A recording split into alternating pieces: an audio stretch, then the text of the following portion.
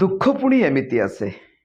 ପରିବାରର ବୋଝ ସମ୍ଭାଳୁଥିବା ବ୍ୟକ୍ତି ଆଜି ଜୀବନର ଯନ୍ତ୍ରଣା ସହିତ ବଞ୍ଚିବାର ରାହା ଖୋଜୁଛି।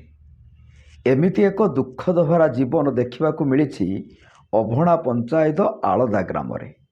ପରିବାରର କହିଲେ ବୃଦ୍ଧା ମା, ପତ୍ନୀ ରୁନା, 5 ବର୍ଷର କୁନି ଝିଅ। 4 ପ୍ରାଣୀ କୁଟୁମ୍ବକୁ ନେଇ ଜୀବନ ବିତାଉଥିଲେ ସଚିନ୍ଦ୍ର ଜେନା। ତାଙ୍କର 2 ପୁତ୍ର ଥିବାବେଳେ ସାନ ପୁତ୍ର ଜୀବନର ବୟସ 47।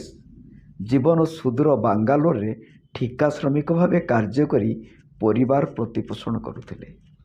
6 ମାସ ପୂର୍ବେ ଜୀବନ ମୁଖରେ ଯନ୍ତ୍ରଣା ଆରମ୍ଭ କଲେ। 2 ମାସ ଧରି ବେଙ୍ଗାଲୁରୁଠାରେ ଚିକିତ୍ସା ପରେ କିଛି ସୁଫଳ ନ ମିଳିବାରୁ ଘରକୁ ଫେରିଆସି ଭୁବନେଶ୍ୱର ଏମ୍ସରେ ଚିକିତ୍ସିତ ହେଲେ।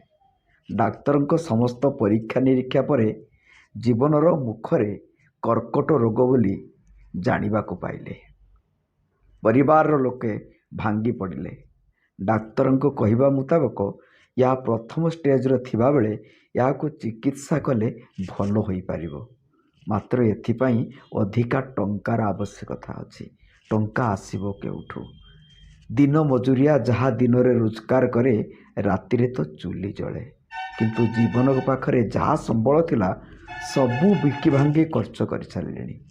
କେବଳ ଘର ଢିଅଟିକକୁ ଛାଡ଼ିଦେଲେ ପାଖରେ ଆଉ ସମ୍ବଳ ବୋଲି କିଛି ନାହିଁ। ଏପଟେ 4 ପ୍ରାଣୀ କୁଟୁମ୍ବଙ୍କ ପେଟ, ଆଉ ତାଙ୍କ ପେଟ କଥା ଚିନ୍ତା କଲେ ହୋସ ଉଡ଼ିଯାଏ କର୍କଟର ଆଉ ଜୀବନର। ନା ଖାଇପାରୁଛନ୍ତି, ନା ପିଇ ପାରୁଛନ୍ତି, ନା ବଞ୍ଚି ପାରୁଛନ୍ତି, ନା ମରିପାରୁଛନ୍ତି। ଜୀବନ ସମ୍ପୂର୍ଣ୍ଣ ରୂପରେ ଦୁଃଖରେ ଭାଙ୍ଗି ପଡ଼ୁଥିବା ବେଳେ ଏପଟେ ଦେହର କଷ୍ଟ ତାଠାରୁ ବଳି ଯାଉଛି। ଏବେ ଜୀବନଙ୍କ ଆଖିରେ ଅସରାଏ ଲୁହ। ଜନ୍ମରୁ ହସ ଖୁସିରେ ପରିବାର ସବୁ ଠିକ୍ ଠାକ୍ ଥିଲା, କିନ୍ତୁ ଅଦିନିଆ ମେଘ ପରି ଜୀବନଙ୍କ ଜୀବନରେ କଳା ବାଦଲ ମାଡ଼ି ଆସିଲା। ସ୍ୱାମୀଙ୍କ ଦୁଃଖ ଦରିଆରେ ପତ୍ନୀ ରୁନା ଅସହାୟ ପଡ଼ୁଥିବା ବେଳେ କୁନି ଝିଅର ପେଟର ଭୋକକୁ ଖାଦ୍ୟ ଯୋଗାଇବା ନ କହିଲେ ଭଲ। ସରକାରୀ ସାହାଯ୍ୟ କହିଲେ ଜୀବନଙ୍କ ନାମରେ ଥିବା ରେସନ କାର୍ଡ଼ ଖଣ୍ଡିଏ, ଯେଉଁଠି ମିଳେ 5 କେଜି ଚାଉଳ, ତାହା ପୁଣି 2 ଦିନକୁ ନିଅଣ୍ଟ। ସତରେ ଭଗବାନ କ'ଣ ଏଇଭଳି ଦିଅନ୍ତି କଷ୍ଟ? ଯଦି କୌଣସି ବାଦ୍ୟାନ୍ୟ ବ୍ୟକ୍ତି କିମ୍ବା ସରକାର ସହାୟତା ଦେବାକୁ ଜୀବନଙ୍କ ପତ୍ନୀଙ୍କର ଦୁଃଖକୁ ବୁଝିବାକୁ ଆଗେଇ ଆସନ୍ତି, ତାହେଲେ ଜୀବନର ପରିବାରର ସମସ୍ତ ଆଶୀର୍ବାଦ ତାଙ୍କୁ ହିଁ ଲାଗିବ। ଆଜି କାନ୍ଦି କାନ୍ଦି ଜୀବନଙ୍କ ପତ୍ନୀ ରୁନା ଆକୁଳ ନିବେଦନ କରିଛନ୍ତି।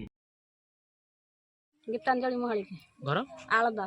କ'ଣ କହିବେ ଆପଣ ପାଖ ପଡ଼ୋଶୀ ଯେଉଁ ସିଏ ଆମ ପାଖ ପଡ଼ୋଶୀ ଲୋକ, ତା ନାଁ ଜୀବନ ଜେନା। ତାକୁ ଆମେ ଡାକୁ କାଳିଆ ବୋଲିକି। ଆଉ ହେଉଛି ତାର ରୋଜଗାର ପୁଅ ସିଏ, ତାର ହେଉଛି କେହି ନାହାନ୍ତି। ତା 6 ମାସ ହେଲା ସିଏ କର୍କଟ ରୋଗରେ ପଡ଼ିଛନ୍ତି। ଆଉ ଗାଁ ସାହି ପଡ଼ିଶା ସବୁ ସାହାଯ୍ୟ କଲେ। ଯଦି ସରକାର ତରଫରୁ ତାକୁ ଯଦି ଚାହାନ୍ତେ ସିଏ କେତେ ହେଉଛି ତା ପରିବାର ସିଏ କେତେ ଟିକେ ଭଲ ହେଇଯାଆନ୍ତେ। ଆଉ ଏମିତି ଆଉ। ମୋ ନାଁ କ'ଣ? ଘର କ'ଣ ହେଇଛି ସ୍ୱାମୀଙ୍କର?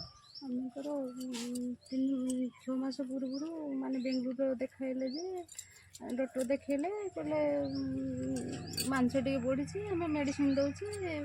ଆଉ ଦେଲା ପରେ ସେ ଆସ୍ତେ ଆସ୍ତେ ସେ ଜାଗା ବଢ଼ିଲା ପରେ ମୁଁ କହିଲି ପଳେଇ ଆସ।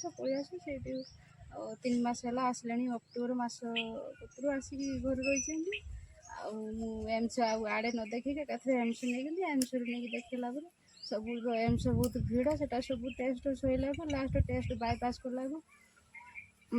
କଲା ପରେ ସେଇଟା 12 ଦିନ ପରେ ରିପୋର୍ଟ ଆସିଲାକୁ ସେଇଟା କ୍ୟାନ୍ସର ଆରମ୍ଭ ହେଇଛି। ଆଉ 1 ତାରିଖ ଆଡ଼ମିସନ୍ ହେବା କଥା, କେମୋ ଦେବା କଥା, ସେଇଠି ମିଳିଲାନି।